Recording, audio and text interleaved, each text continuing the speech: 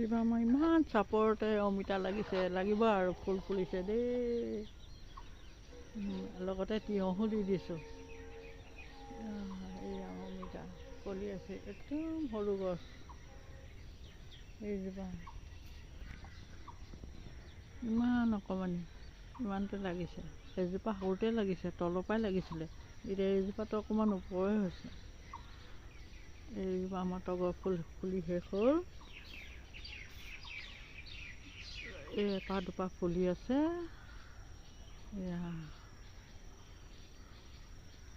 ইয়াতো তিয়ঁহ দিছোঁ, ইয়াত ফুল ফুলিছে, লাগিব আৰু। আজি দাংবডি এসাঁজো খালোঁ। এয়া আমাৰ তিয়ঁহ বগাইছে, ফুলো ফুলিছে,